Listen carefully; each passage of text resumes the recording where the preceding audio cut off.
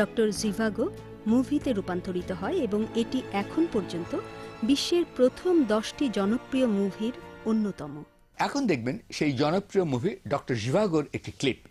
Russian বিপ্লবের পর Moscow থেকে বহু দূরে একটি হসপিটালে কাজ করতে গিয়েছেন ডক্টর জিভাগো। একই হসপিটালে নার্স রূপে কাজ করতে গিয়েছেন লারা। দেখুন সেই দৃশ্যটি।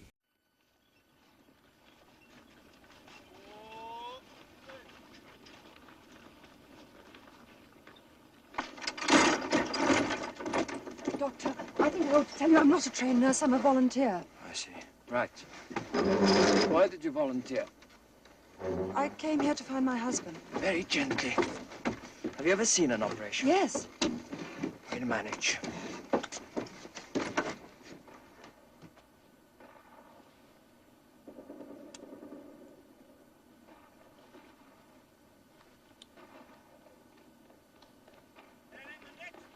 Brothers! The Germans! Your Honor. Keep still.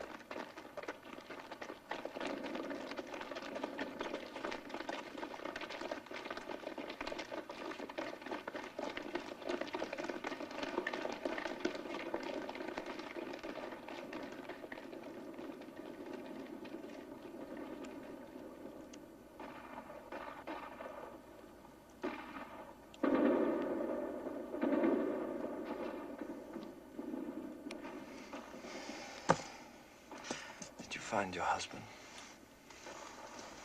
No. Your Honor. Yes, we'd better be off.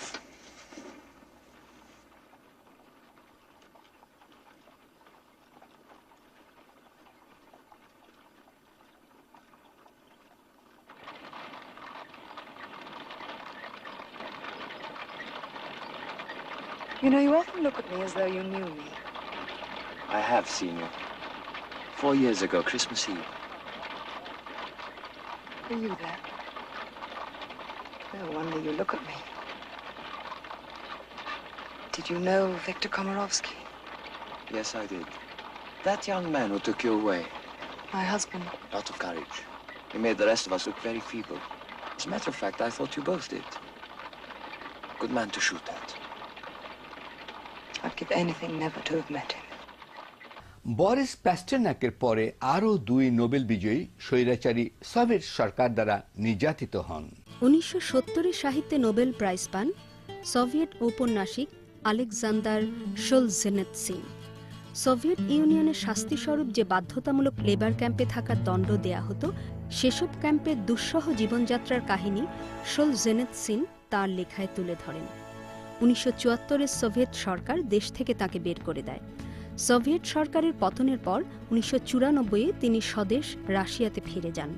1975-এ Nobel শান্তি প্রাইজ পান জেলবন্দি থাকা অবস্থায় সোভিয়েত পারমাণবিক বিজ্ঞানী ও মানবাধিকার কর্মী আন্দ্রে সাখারভ। তিনি সোভিয়েত ইউনিয়নে মানুষের স্বাধীনতার পক্ষে ছিলেন।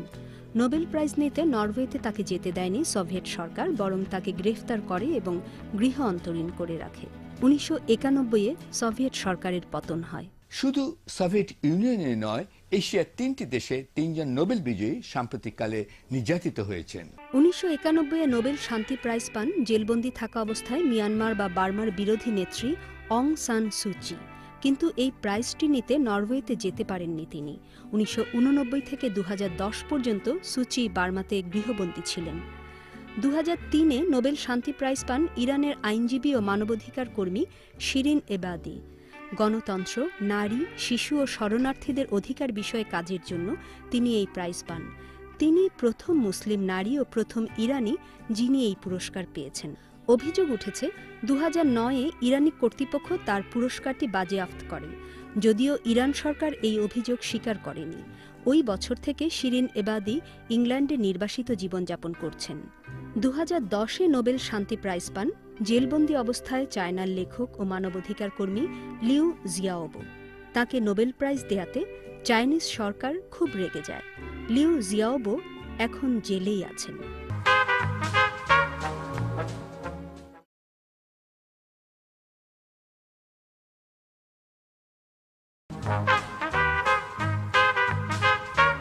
মিস্টার মোহাম্মদ আসাদুজ্জামান, ধরুন একটি কাল্পনিক বিষয়, সেটা হচ্ছে যে আমি বেগম হালিমাকে মনে করি তিনি নোবেল প্রাইজ পাওয়ার যোগ্য, আর অন্যরা মনে করছেন বা নোবেল পুরস্কার প্রাইজ কমিটি মনে করছেন জনৈক ডক্টর ইউসুফ নোবেল প্রাইজ পাওয়ার যোগ্য।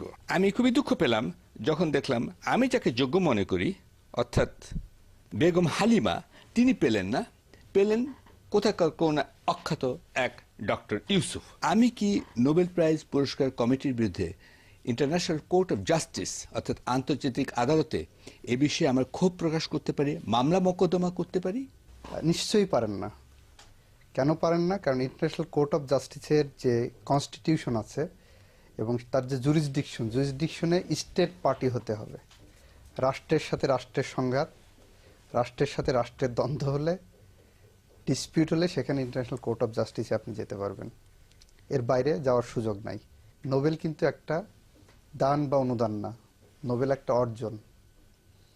একজন ব্যক্তির সারা জীবনের সমস্ত কর্মকাণ্ডের পুঙ্খানুপুঙ্খ রূপে বিবেচনা করে নোবেল কমিটি এটা দেন। শুধুমাত্র যদি মনে করি একগুচ্ছ মানুষ এটার পিছনে যাকে ইচ্ছা দিয়ে দিলেন সেটা মনে করলেই হবে না। এর পিছনে যিনি পাচ্ছেন তার অর্জন থাকতে হবে।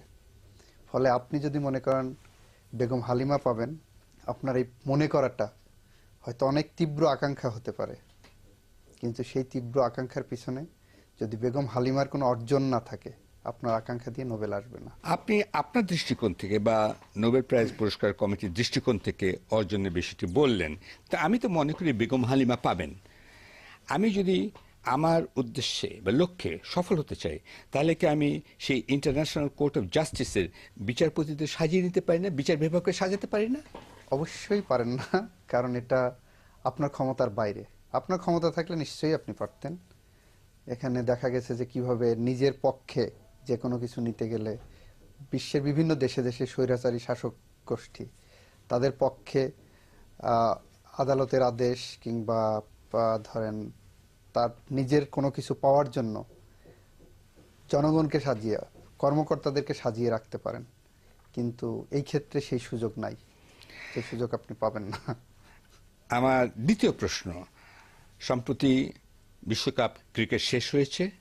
আমরা পত্রপত্রিকায় বিভিন্ন মিডিয়াতে শুনেছি টাইগারদের গর্জন, এবং ধারণা করেছিলাম, একজন বাংলাদেশি ক্রিকেট প্রেমী হিসেবে আমি ধারণা করেছিলাম আমাদের দলে কিন্তু বিশ্বকাপ ক্রিকেট জয়লাভ করবে, কিন্তু দেখা গেল পেল না তারা। আর তার জন্য কিন্তু আমি মনে করি অত্যন্ত অন্যায়ভাবে ক্রিকেটারদের সমালোচনা করা হয়েছে। তাহলে আমার প্রশ্ন যে আমরা কি আইসিসিতে এমন কোনো নিয়ম করতে পারতাম না যাতে আমার দল চ্যাম্পিয়ন হতে পারে? যেমন ধরুন বাংলাদেশ টিম আয়ারল্যান্ড, নেদারল্যান্ডস এবং ইংল্যান্ডকে হারিয়েছে। আমরা কি একটা আইন করতে পারতাম না, নিয়ম করতে পারতাম না, যে দলটি বিশ্বকাপের প্রতিযোগী আয়ারল্যান্ড, নেদারল্যান্ডস এবং ইংল্যান্ডকে তিনটি বিশেষ দিনে হারাতে পারবে, শুধু সেই দলটি পাবে চ্যাম্পিয়নশিপের গৌরব? তাহলে বাংলাদেশ পেত। এরকম করতে পারলাম না কেন? এটা আপনি পারলেন না। আইনের ডেফিনেশনে যদি যান, বেসিক জায়গা, আইন হলো মানুষের বাহ্যিক আচরণ নিয়ন্ত্রণ করে। আপনি যে আকাঙ্ক্ষা, আপনার এই আকাঙ্ক্ষা একটা ওয়াইল্ড আকাঙ্ক্ষা, আপনি পরাজয় মানবেন না, যেভাবে হোক আপনার জয় প্রয়োজন। এটা আপনার, আমার সম্মান প্রয়োজন, আপনার সম্মান, মান এবং পুরস্কার প্রয়োজন, সেটা আপনার মনের আকাঙ্ক্ষা। এটা কিন্তু বাহ্যিক, যখন আপনি এটাকে, এই আকাঙ্ক্ষাকে বাহ্যিকভাবে রূপান্তর করতে যাবেন, তখন এটা আপনার স্বৈরাচারী আচরণ হয়ে যাবে। এই স্বৈরাচারী আচরণ যখন করতে যাবেন আইনের মাধ্যমে, তখন আর সেটা আইন থাকবে না, সেটা ব্ল্যাক ল বা জঙ্গলি আইন হয়ে যাবে।